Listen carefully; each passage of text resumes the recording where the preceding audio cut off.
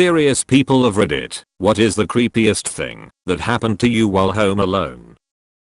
I got a phone call asking how my TV was holding up. I thought it was just the company we bought it from checking up on it and doing their normal customer support stuff until I was told exactly what channel I was watching. I asked who it was on the phone and they said, "Don't worry, I can see you, but you can't see me."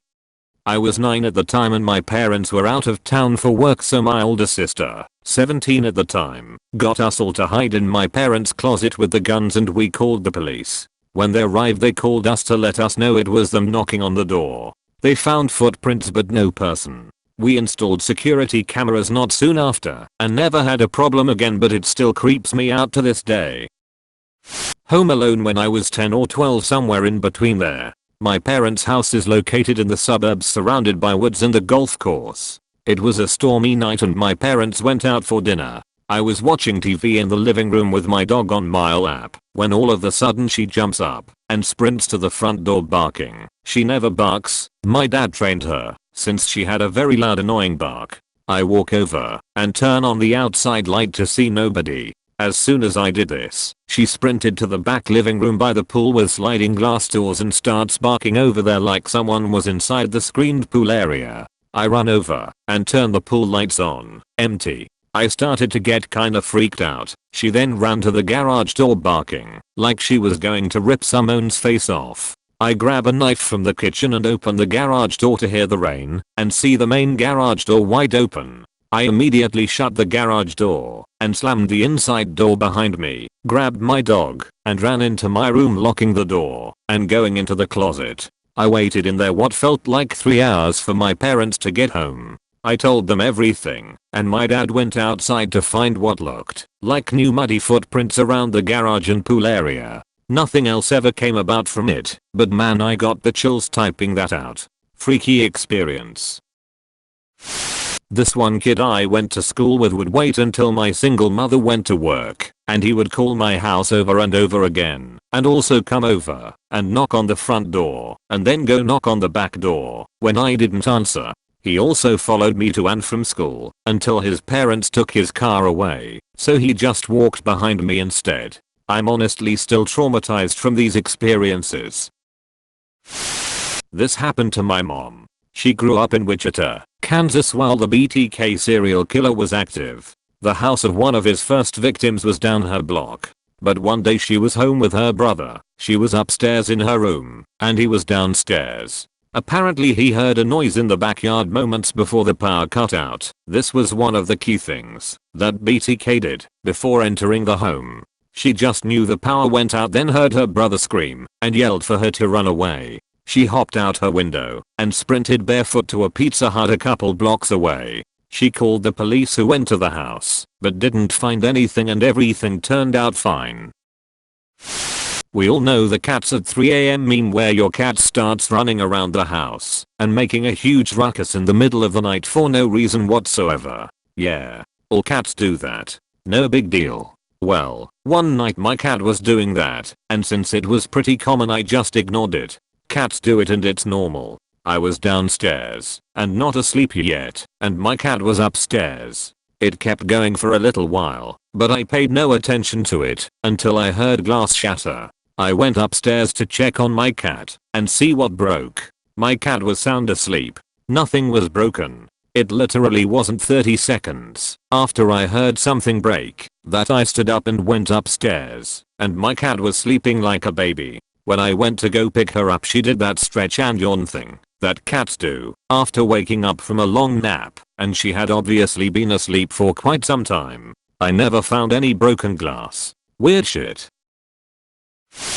My chihuahua sleeps right outside my bedroom door, and I usually leave the door open because he likes to look inside to see I'm still inside, since he is a needy little shit. I don't let my dogs inside my room, and they know about this boundary and never cross it without permission. One night, I was gaming a bit before bed and he suddenly went apeshit and walked backwards inside the room while barking at something in the hall, which was unlit. I was wearing headphones, so I first only saw from the corner of my eye his little butt wiggling in, so I turned to scold him when I noticed his posture and how he was barking his little head off. I peeked to see what he was barking at. My other two dogs don't usually come inside at night, but I thought it might be them, but saw nothing, and he seemed scared of me walking into the hall. He obviously couldn't stop me, but he kept positioning himself in front of me and nudging me back. I noped back into my room, pulled his bed inside, and locked the door. He stayed up for what I assume was the rest of the night, looking at the door, because he was more or less in the same position after I woke up. He sniffed around a bit in the hall when we went out and went his merry way. I still have no idea what set him off like that, but I've had weird shit happening on that hall before, and after this incident. I live with my parents in a small house in a countryside. We have two entrance doors. First into the hallway, second right into the house, and we leave them open, so our cats and dog can go out and back in whenever they want, and we close them only at night. In the second door we have a net against bugs, which closes itself by magnets in the middle when you walk through it, so you can walk through it with full hands or the cats and dog can walk through it easily. Once when I was home alone I was sitting in my room which is the furthest from the door and you can't see the entrance. Throughout the day I heard how the cats would walk out, because I heard only 2 magnets of the net click, then few time the dog, so 3 or 4 magnets clicked. But then I heard more clicks of the magnets, as if a person walked through it. So I went to look if there was someone, maybe a postman, but I found nobody, so I went back to my room. But few minutes went by, and I heard it again and again. I would always run to the door, and then outside, but nobody was there. I still don't know what it was, or how it happened.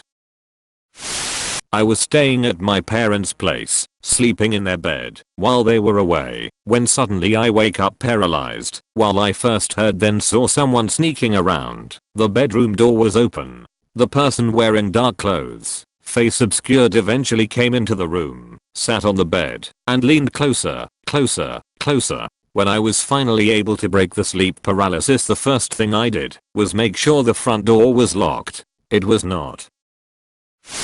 I've posted this before, but definitely the time I fell asleep on my couch one night. I got woken up at 3 in the morning to a cell phone going off in the basement, one of those old Nokia ringtones. This was 2008. I froze in fear, realizing that someone was in my basement. When I finally summoned up the courage to check it out, I noticed the outside door to the basement was wide open. I should have called the cops first. The towel hanger on my bathroom door has 4 hooks, IDK, if there's a proper word, but I only use 2.